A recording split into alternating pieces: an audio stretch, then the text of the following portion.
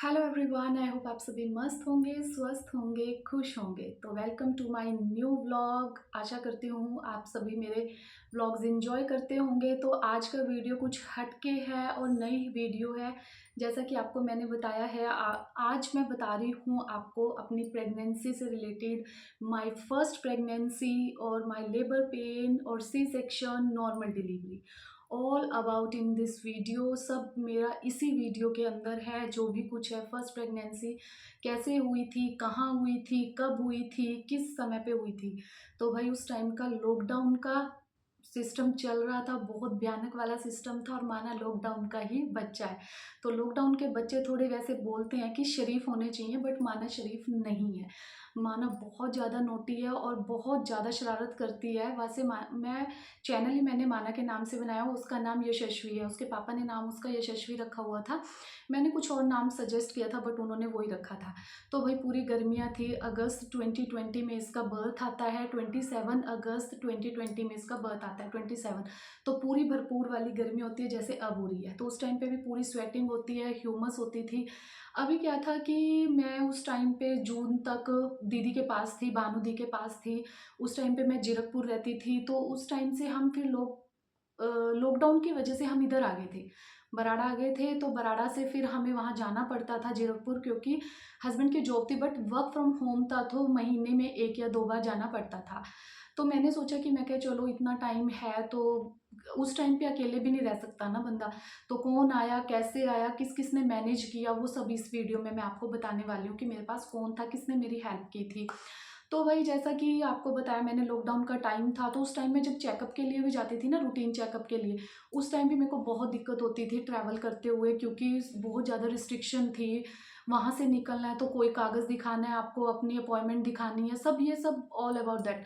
तो उसके बाद क्या हुआ कि मैंने सोचा, मैं क्या चलो अभी मम्मी के पास चलते हैं। जैसे जून का महीना आया, मैंने सोचा कि अभी चलो मम्मी के पास चले जाते हैं। उसके बाद क्योंकि मेरी जो ड्यू डेट थी वो थी 8 सितंबर, और ये कोइंसिडेंस था कि 10 सितंबर को मेरे हस्बैंड का बर्थडे है। तो उसका था कि मैं क्या चलो उसी दिन हो जाएगा, कोई बात नहीं। तो मुझे कुछ भी खबर नहीं थी इस बारे में। मैं क्या चलो अच्छा ही है। तो अभी देखो कितना जल्दी हो गया था, अगस्त में ही सिस्टम सारा हो गया था। तो मैं जैसे ही मम्मी के पास गई तो मम्मी के पास बोलने लगी, मैं क्या मम्मी अभी जून है, गर्मी है, तो मैं क्या आराम से एसी में लेटी रहती थी, कोई टेंशन नहीं थी। बट हाँ, गर्मी का टाइम था तो बहुत मुश्किल था, कि मेरे को बहुत ज़्यादा मुश्किल लगता था। सब लोग मेरे को बोलते थे कि हाँ भाई बहुत गर्मी का टाइम है, कैसे मैनेज करते हो। मैं क्या कोई बात नहीं, हो जाएगा। तो भाई मैं जून का महीना था, मम्मी के पास आ गई थी। ऐसे तैसे करके मेरा वो टाइम निकल गया था। ये दिसंबर 2019 में, क्योंकि 20 का बर्थ है इसका, 2019 में दिसंबर में ये कंसीव हुई थी। उसके बाद का टाइम था वो बड़ा मुश्किल था। वो मैंने ज़्यादातर अपनी मम्मी के पास ही निकाला है, क्योंकि मम्मी के पास ही निकाल सकते हो उस टाइम में, आप सभी को पता ही है। तो मैं जैसे ही चली गई थी, जून में मेरे को 7 मंथ था, तो जुलाई में क्या था कि 8 मंथ था। उस मंथ में कहीं किसी को कहीं भी नहीं जाना पड़ता, क्योंकि हमारे में बोलते हैं ये कोई एक परहेज है कि आपको कहीं जाना नहीं है, कहीं आना नहीं है, तो उसमें अपने घर ही रहना पड़ता है। तो मैं क्या भाई, अगर नगला रहूँगी तो कहीं और भी जाना पड़ सकता है, बराड़ा रहूँगी तब भी कहीं जाना पड़ सकता है। ऐसा करती हूँ, फ्लैट पे चलती हूँ। तो जैसे ही मैं फ्लैट पे चली गई, मैं 1 जुलाई से पहले ही मैं फ्लैट पे चली गई थी, क्योंकि मेरे को जाना ही उनसे पहले था।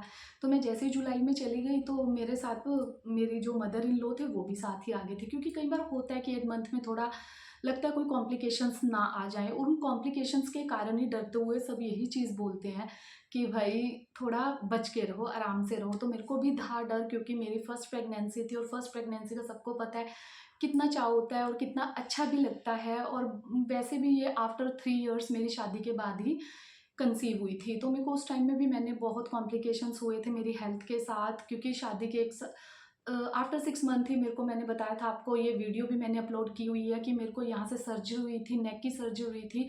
तो बहुत ज़्यादा दिक्कत वाली है, ये जो आपको निशान दिखाई दे रहा होगा, यहाँ भी मेरे को ट्यूब डली हुई थी। तो वही सारे ये कॉम्प्लिकेशंस को छोड़ छाड़ के, मैं उन चीज़ों को भूल भाल के मैं फिर बस अच्छे से लाइफ में दोबारा एंटर कर रही थी, तो वो सब मैंने भूल गई थी मैं। तो मैंने सोचा, मैं क्या भाई चलो, अब जुलाई थी, उस टाइम पे मेरी जो थी मैंगो की क्रेविंग बहुत ज़्यादा थी। मैं बहुत मैंगो खाती थी, खाती रहती थी, खाती रहती थी। तो वैसे मज़ा बहुत था, जीरकपुर में थे, हस्बैंड भी साथ में थे और मदर इन लॉ भी साथ में थे। तो जैसे मेरा जुलाई कंप्लीट हुआ तो 1 अगस्त को तभी ही मैं अपनी मम्मी के पास नगला चली गई। वहाँ जाते ही मेरे को क्या हुआ कि चलो भाई हर रोज़ ना थोड़ा वर्कआउट करते हैं। वर्कआउट नहीं करेंगे ना तो थोड़ी दिक्कत हो जाती है शरीर में। तो डॉक्टर ने भी बोला हुआ था कि आपको वर्कआउट करना पड़ेगा। मैं इतना काम भी नहीं करती थी उस टाइम पे, कोई ऐसा खड़े होके ये वो कुछ नहीं था। तो मैंने सोचा, मैं कहा चलो ऐसे वैसे टाइम निकल ही जाएगा। तो भानु दीदी भी आ गए थे, उधर ही आ गए थे भानु दीदी भी, क्योंकि उनको था कि फर्स्ट प्रेगनेंसी है, तो सभी इकट्ठे हो गए थे हम सारे। जैसे भानु दीदी आए तो मैं क्या चलो 2-3 दिन हो गए, अष्टमी, राधा अष्टमी थी उस दिन। उससे पहले था जन्माष्टमी। तो मैंने सोचा भगवान जी जन्माष्टमी को हो जाएगा तो या तो राधा रानी आएगी या फिर लड्डू गोपाल जी आएंगे। तो भानु दीदी ने कपड़े वगैरह सब कुछ पहले ही खरीद के रख लिए थे। तो मैं जैसे ही मैंने सोचा, मैं क्या भाई नहीं कुछ नहीं है, मैं क्या ये ना सिस्टम कुछ नहीं है, मेरे को हल्का हल्का ना पेन होना स्टार्ट हो गया। जैसे ही मैंने लास्ट नाइट हम लोग घूमने गए, बहुत लंबा घूम के आई मैंने सोचा, मैं क्या चलो कोई बात नहीं, ये घूमने से नहीं हो रहा होगा, वैसे ही हो रहा होगा, क्योंकि अभी तो मेरी ड्यू डेट 8 सितंबर है। तो मैंने सोचा, मैं क्या वैसे ही हल्का हल्का मेरे को पेन हो रहा था। तो जैसे पैब्लिक पेन होता है वो सब हल्का हल्का पेन हो रहा था।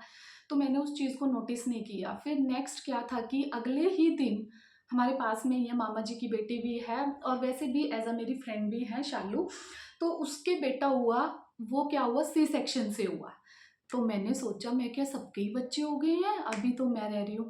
तो उस चीज़ का मैंने थोड़ा सा प्रेशर ले लिया अपने दिमाग पे कि मैं क्या हाँ भाई अभी ऐसे है। मैं ना बहुत उस रात मैंने लिटरली सोचती रही, मैं सोचती रही कि क्या कुछ है, कैसे है। मम्मी ने भी बोला, भानुदी ने भी बोला कि क्या सोच रही है, क्या दिमाग में लगा रही है। मैं क्या कुछ नहीं। तो जैसे ही नेक्स्ट मॉर्निंग में उठी, मेरे को क्या हुआ कि भाई लूज मोशन, पूरे बहुत ज़्यादा लूज मोशंस हो गए। और उसमें क्या हुआ कि 3-4 बार मैं चली गई। गर्मी बहुत थी, मैंने सोचा खाने पीने की वजह से हो रहा होगा। तो जैसे ही मैं सुबह का खाना खा के उठी, जैसे ही मैंने खाना खाया, 25th और 26 के बीच की बात है ये, हाँ 26 की बात है, 26 को ही था। और उस दिन था वेडनेसडे और जिस दिन बर्थ हुआ था उस दिन था थर्सडे। तो भाई मैंने वेडनेसडे को ही क्या बोला दीदी ने कि चलो एक बार डॉक्टर को चेक करा जाते हैं। हस्बैंड वहाँ पे नहीं थे, वो जीरकपुर में थे, वो फ्लैट पे ही थे। तो उनको हमने कॉल किया, वो कहते कि मैं तो फ्लैट पे ही हूँ, आप लोग आ जाओ, बेफिक्र होके आ जाओ, कोई टेंशन नहीं, मैं आपको वहीं पे मिलता हूँ हॉस्पिटल में। मेरा हॉस्पिटल था ढकोली, जीरकपुर के बिल्कुल पास में ही है। ब्लिश हॉस्पिटल के नाम से अब है, पहले वो मी एंड मॉम के नाम से था। और मेरी जो डॉक्टर थी वो बहुत भाई इतनी अच्छी गायनोकोलॉजिस्ट है वो, कि मैं तो हमेशा उन्हीं को प्रेफर करूँगी अपनी सेकंड डिलीवरी के भी टाइम और सेकंड प्रेगनेंसी में भी। तो वो इतने अच्छे थे, वो मैं उनका भी नहीं एक्सप्लेन कर सकती। वो एज अ मेरे को एक फ्रेंड की तरह उन्होंने मेरे को ट्रीट किया सारी डिलीवरी के, सारी मतलब प्रेगनेंसी के टाइम। और डिलीवरी पे तो उन्होंने सबसे अच्छा मुझे ट्रीट किया, उनका जो स्टाफ था वो भी बहुत अच्छा था। तो भाई मैं चलो, भाई बोला निकालो गाड़ी, अभी चलते हैं। चलो भी हम चल दिए, मैं थी, भाभी थी, भानु दीदी थी, मेरे भाई थे। और क्या था कि बच्चे थे जो वो घर पे ही रह गए थे, मम्मी भी घर पे रह गए थे, हमारे में मम्मी को साथ नहीं लेके जाते। जैसे ही मैं वहाँ पे पहुँची तो वहाँ मेरे से पहले हस्बैंड मेरे थे और वो मेरे को थोड़ा मोटिवेट कर रहे थे कि टेंशन ले रही है, तूने तो इतना बड़ा ऑपरेशन करा लिया भाई, तेरे को क्या दिक्कत है। तो हम ही लोग थे और कोई नहीं था। तो मैंने सोचा, मैं क्या चलो ठीक है।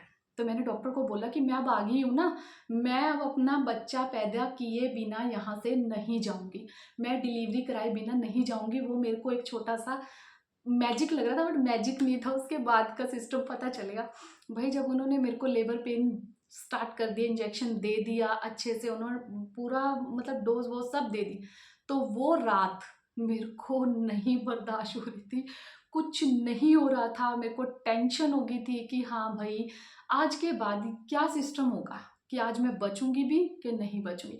तो मैंने जितना 14 घंटे मैंने पूरा लेबर पेन सहन किया। मैं रोने भी लग गई थी और भानु दीदी भी रोने लग गए थे, भाभी थे, उन्होंने कहा थोड़ा सा मैनेज कर लो, बस थोड़ा सा, उसके बाद सब ठीक हो जाएगा। जैसे ही सुबह के टाइम डॉक्टर आए, उन्होंने देखा, कुछ चेक किया कि आई थिंक सो मेरा सिस्टम था कि जो गुड़िया थी वो मेरे यहाँ आ गई थी। वो ऊपर थी और पॉसिबल नहीं लग रहा था डॉक्टर को कि नॉर्मल डिलीवरी हो जाएगी। जो नॉर्मल डिलीवरी होती, क्योंकि मैंने इतना काम वाम भी नहीं किया हुआ था, कोई वर्कआउट नहीं किया हुआ था, तो उन्होंने आते ही बोल दिया कि इनको तो सी सेक्शन होगा। मेरे फ्यूज उड़ गए वहीं पे कि अभी सी सेक्शन होगा भाई, दोबारा फिर एक ऑपरेशन हुआ है, अभी दूसरा भी होगा। चलो कोई बात नहीं। जैसे ही मेरा सी सेक्शन हुआ तो मैं की आवाज़ से माना पैदा हो गई। सबको टेंशन थी वैसे कि हाँ क्या होगा क्या नहीं होगा, बट उस टाइम पे किसी को ये नहीं लगा कि क्या हुआ है। सब सरप्राइज थे। बूढ़ी हुई थी, इतनी सुंदर थी ना भाई, उस टाइम पे आप देखते ना आप खुद हैरान रह जाते। इसने जीभ बाहर निकाली हुई थी, ये पैदा हो गई थी। हस्बैंड को सबसे बड़ा टेंशन क्या थी कि जब सी सेक्शन होगा तो आई थिंक वो सारा पेट ही काट देंगे, बट ऐसा नहीं था। वो सिंपल, मेरे को 5 स्टिचेस आए थे। छोटा सा मेरा सी सेक्शन था, बट ये यहाँ ऊपर होने की बजाय, एब्डोमेन से ऊपर होने की बजाय मेरा सी सेक्शन हुआ। तो भाई लेबर पेन भी सहन किया, सी सेक्शन भी हुआ, तो भाई बहुत क्रिटिकल थोड़ी थी मेरी फर्स्ट प्रेगनेंसी। तो उसके दौरान फिर मैं आफ्टर 3 डेज, लॉकडाउन था तो उन्होंने ज़्यादा टाइम नहीं रखा, तो जैसे ही 3 डेज बाद मेरे को उन्होंने डिस्चार्ज दे दिया। माना भी तंदुरुस्त थी, मैं भी तंदुरुस्त थी, इंजॉय कर रहे थे हम लोग, अच्छा हो गया था सब। उससे पहले वाला टाइम ही थोड़ा बस लगता है, उसके बाद सब अच्छा लगता है। तो अभी हम लोग भी खुश हैं, आप लोग भी खुश हो, तो माना भी खुश है। तो प्लीज़ लाइक एंड सब्सक्राइब करना मत भूलिए, और अपना ढेर सारा प्यार ऐसे ही माना को और मुझे देते रहिए, और ऐसे ही अच्छी अच्छी वीडियोस देखने के लिए सब्सक्राइब जरूर कर देना। Thank you so much.